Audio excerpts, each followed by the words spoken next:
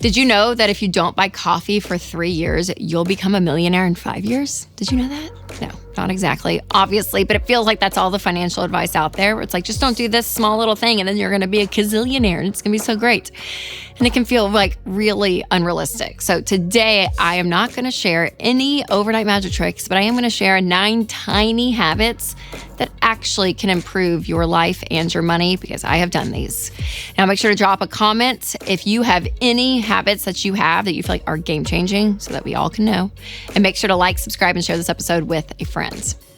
All right, starting off, my number one, which is true, it has benefited my life greatly, is doing a budget every single month. There is something about having control over your income, and for me, knowing where my money's going, because it not only helps me spend and actually enjoy spending and having fun with money, so I know I'm not completely out of control, but there also says something about like the things I want to do, like giving and saving and, looking for the future of like, okay, we're going to take this trip in 8 months. So like we need to start saving for that. How much do we need to put away every month? Like there's just something about planning out your money that allows you to do the things you want to do and have control over it, which ultimately gives you peace. So I use the EveryDollar app. I think it's one of the best budgeting apps out there, and I'll put a link down below so you can check it out, but it is fantastic. Number 2 is I track my transactions daily. So this has to do with the budget, but this is a habit that I do. I'm like every day I usually open up the EveryDollar app and I track to see, okay, what have we spent in the last 24 hours? And it pulls money over. So whether it's Venmoing someone or an Amazon order or whatever it is, I just know where my money's going, and tracking it in the app helps me stay on top of it. Number 3 is prioritizing sleep. So I go to bed early. I've started doing this more and more because I'm waking up early. And there is something about not feeling rushed in the mornings to be able to say, hey, I have like capacity to do things I need to do in the morning. That feels really good. And also, I don't know if I'm just getting older, but like having sleep is so key. It like changes the game in so many levels. So I think there's a reason that like literally people that are sleep deprived are like I felt this like with a newborn. You feel crazy, like you really do. So sleep is so crucial. And this is a routine that Winston and I both are in. We go to bed early and I love it. It's great. Number 4 is having moments of solitude throughout the day. So this has been big for me to kind of like put in, and it's pretty organic throughout my day. But this is a practice I've started doing more and more. And I swear it just gives me this capacity.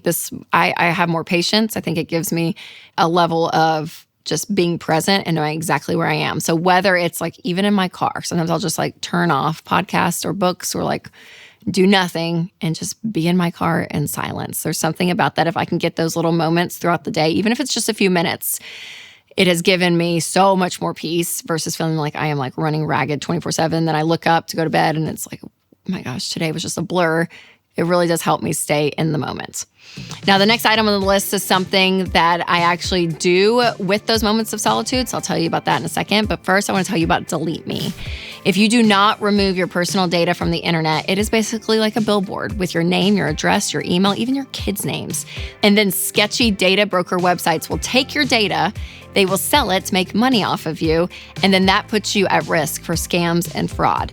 But here's the good news. Delete Me removes your data and helps protect you from phishing, harassment, and other online threats.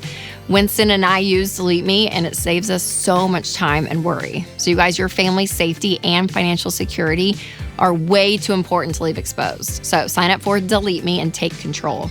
Go to joindeleteme.com/Rachel for 20% off, bringing your monthly cost to under $9. Or just click the link in the description. Number 5 is to practice gratitude and contentment. And during those pockets of peace that I have some quiet and solitude, this is something sometimes I will go over because it is amazing. I think gratitude and contentment are things you kind of have to practice. It doesn't just like magically show up. I think it's where our thoughts are, it's where our mind is, our expectations, all of it. So there is something about gratitude that helps center you, and contentment is a byproduct of that. When you are grateful for what you have and you're aware of those things, like top of mind, there's something about having more peace in the present moment and having that contentment, which is huge, not only for your like soul and your satisfaction for your life, but also it helps you with your money, because when you're content, you're less likely to try to compare and keep up. All right, number 6 is connect with people regularly. So this is something that I probably do naturally because I am just a social person, but whether it's like Marco Polo, which is an app that I feel like all millennials use. I don't know if Gen Zers use it, but we use it as millennials. I keep up with friends, even friends that are out of town, but like I have those things going. And if I'm not able to see people, because that's what's been hard, like in the season of life, schedules are just packed. And I hate to say it's true though, mostly kids stuff. And so you see people out and about, with kids sports and all of it. And we have some great friends that, we're part of different teams. So you see them and connect with them, which is awesome. But sometimes those friends that you like, that know you and love you and know everything about you, you don't get to like have lunch with every day, right? Or get to see even once a week, depending on where they are. And so connecting continually with them, I think is so, so important. To be known is huge. And Dr. John Deloney talks about loneliness and all of this lack of connection happening today. And I think it does affect our lives. So connecting with people regularly, so key. Number 7, working out. Okay. I have been up and down this roller coaster constantly. And so now I'm in a rhythm where I'm like, it's been good. It's been 2.5 years, very consistent, usually 3 to 4 times a week. And there is something about it that gives me energy. Like it is something that taking care of my body and knowing like what it can do and that it's strong, it feels good over time. It really, really does. It's sometimes miserable. It's not one of these things I'm like, oh my gosh, I just love it every moment of every time. No, I complain and I cheat a lot too and like don't count out when I'm supposed to count out my reps sometimes. Like all those things are very true. But for me, overall, what it's done to like everything, I would say, is really big. Like it really is. So I don't know what that looks like for you. Again, I didn't work out for years. So like, I feel like you kind of go through a workout era different times. But right now I'm in it. Don't always like doing it, but I love the result and I feel good, which is really key. All right, number 8 is have a no phone block every day. So what I have tried to do, again, not perfect at this, but I try to put my phone like out on my nightstands from 5 to 7 every night. And this is especially like during the school year, like when we're in a rhythm. If we are home, I try to put my phone away because I am tempted to like check out. And it's like, oh my gosh, and I'll just scroll Instagram reels and just kind of like, numb out. And that feels good sometimes if I'm like tired.